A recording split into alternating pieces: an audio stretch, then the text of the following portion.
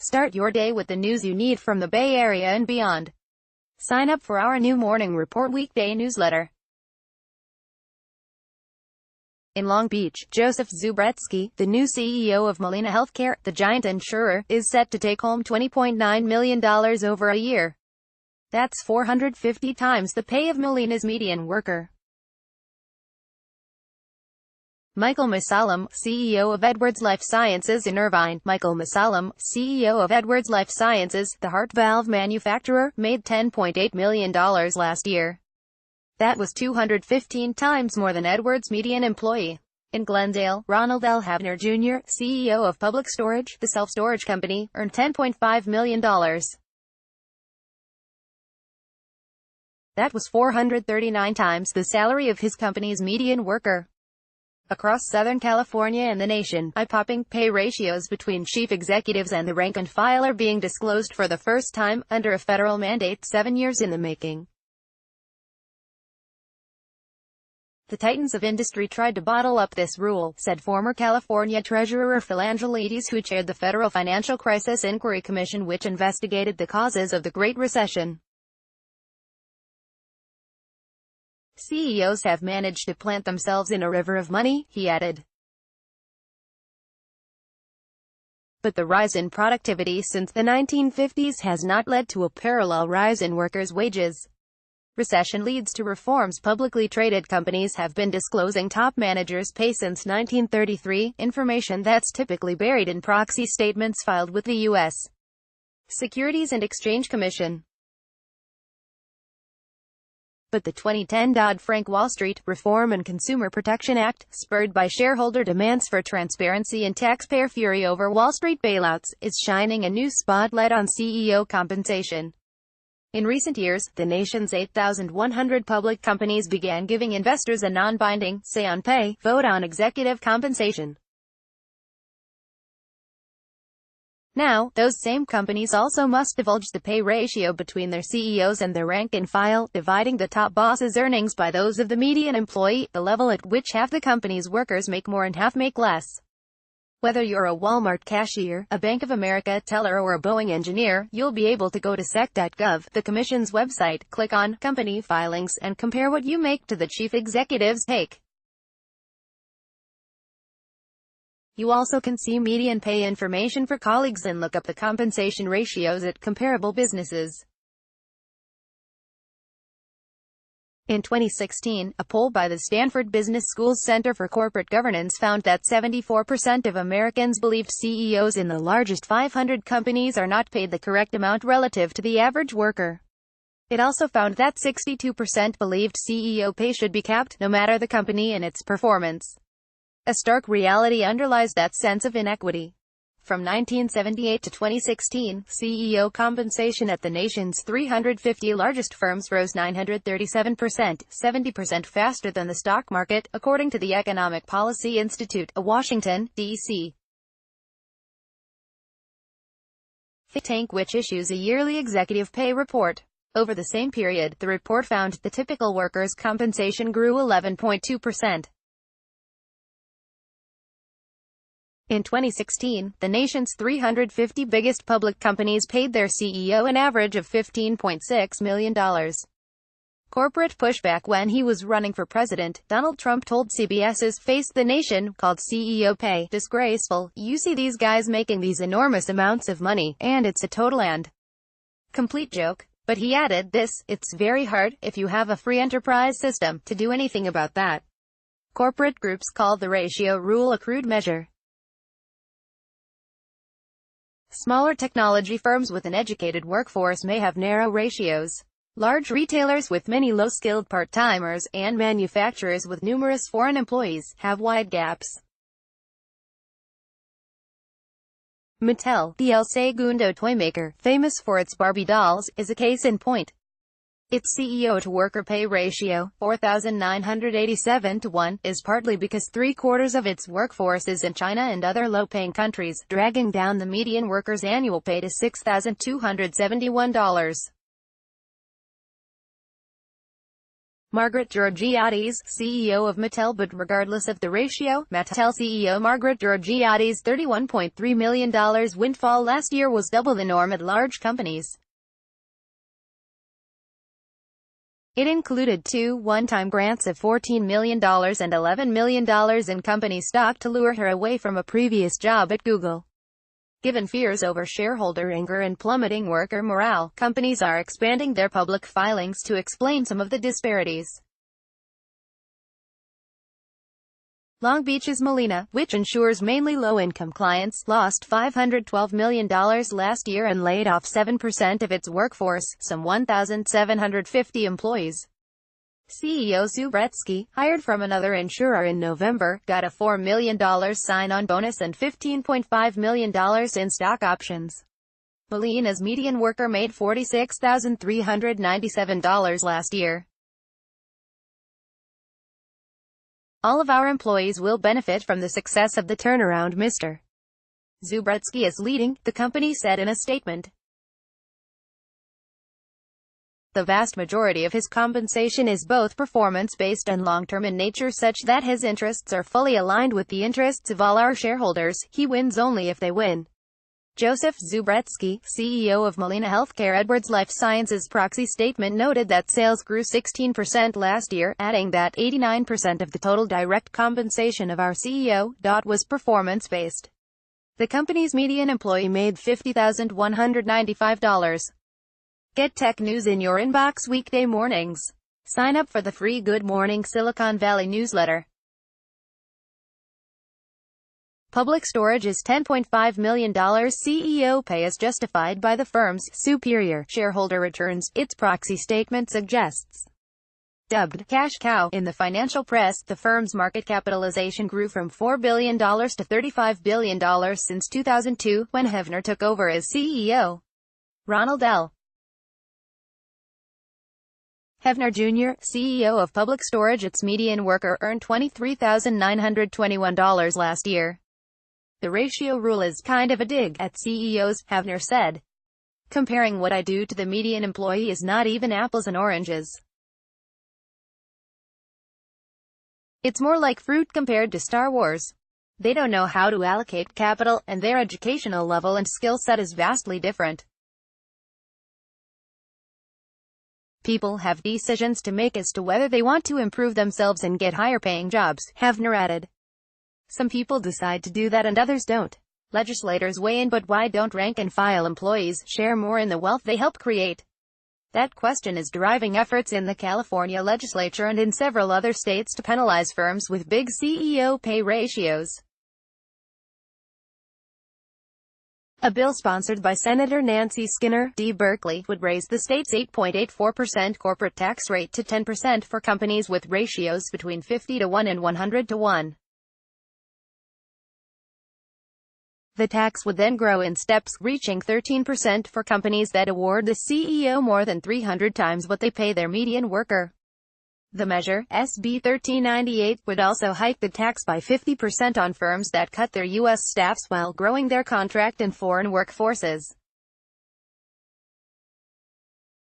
We need to motivate good corporate behavior, Skinner said. When companies pay minimum wage, or just above, then taxpayers foot the bill. Their workers depend on food stamps, Medi-Cal and other government programs. In 2014, a similar measure gained a majority in the state Senate but failed to reach the required two-thirds threshold for a tax increase. The California Chamber of Commerce placed the bill on its job killer list, as it has the Skinner bill, a lobbying effort that often dooms legislation. But Skinner sees Trump's recent tax law, projected to save corporations about $320 billion over 10 years, as boosting her bill's chances. Corporations got a huge windfall, so they are in a better position to pay their employees more, she said. Employees, not just CEOs, contribute to profits. In March, Bloomberg estimated about 60% of the tax bill gains so far are going to investors, compared with 15% for employees.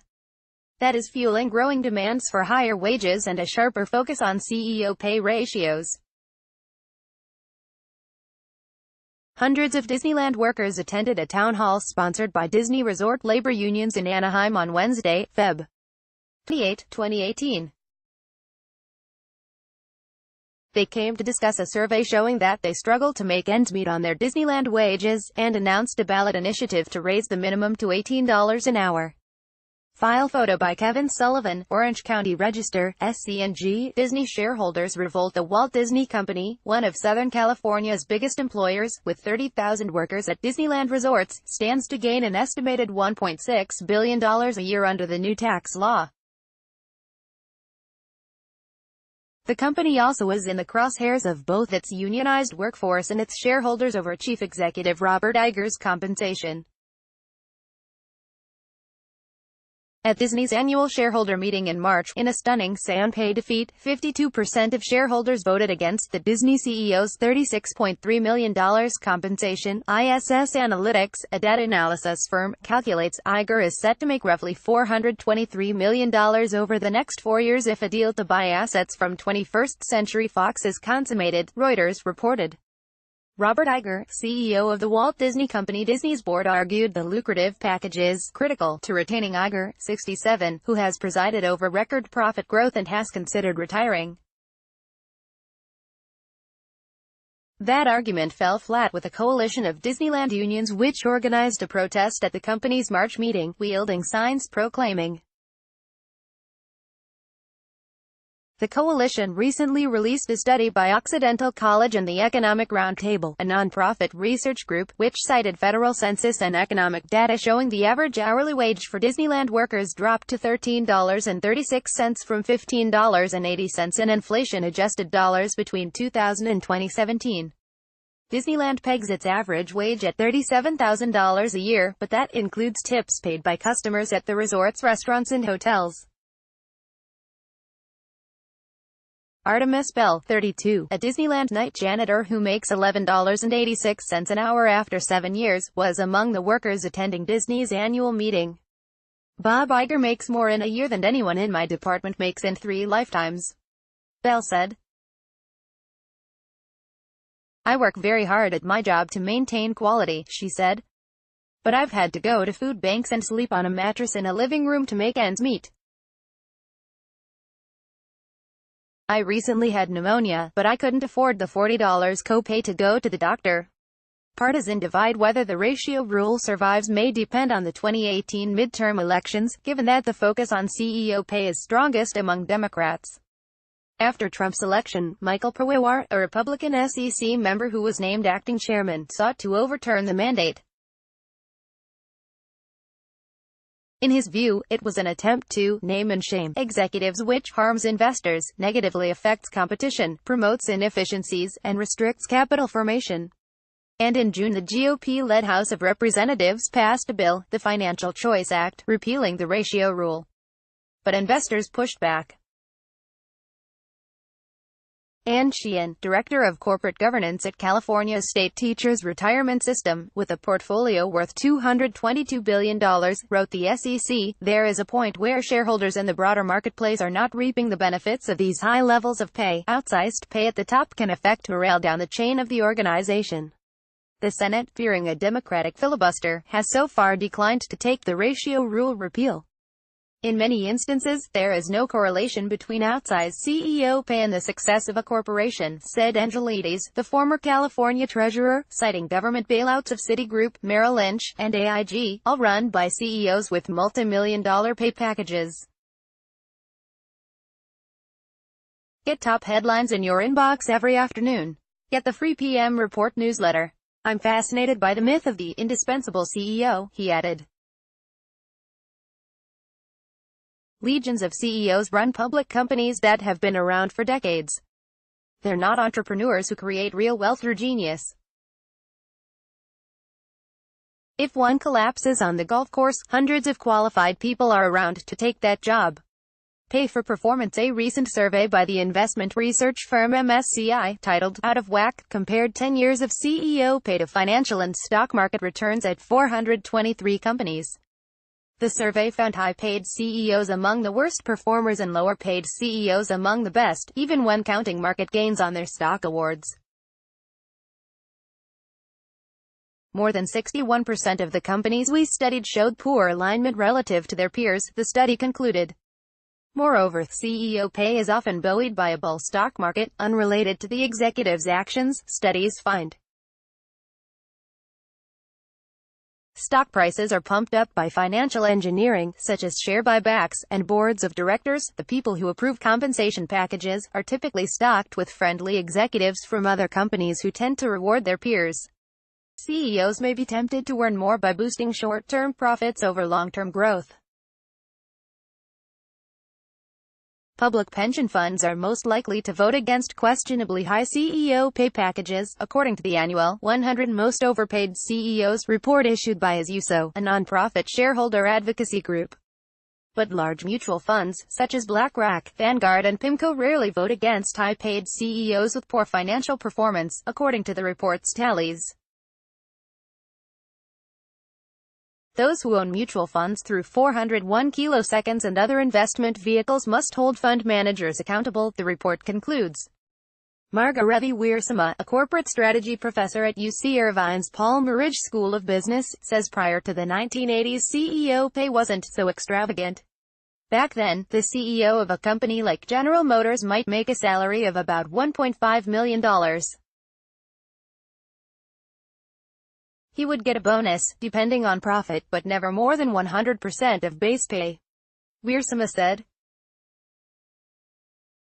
But after the hostile takeovers of the 1980s, when leveraged buyout firms would oust corporate leaders for sluggish stock growth, the nature of CEO pay changed, becoming directly tied to stock price. The intentions were good, but compensation went haywire, Weersma said. Abuses proliferated, she added. Some companies that granted stock options to CEOs would then backdate them or reissue them when the price went down, offering the illusion of tying pay to stock performance but eliminating the risk. Weersma said she would like to see more teeth in the SAN pay rule to make companies justify high CEO pay ratio disclosures won't have an impact, she predicted. Just because a board takes money away from a CEO doesn't mean that money will be channeled to workers. Nor does Weersma favor tying taxes to ratios, as Skinner's bill would do. A better strategy, she suggested, would be for governments to raise mandatory minimum wages. It's ridiculous we taxpayers are subsidizing these companies' low labor costs.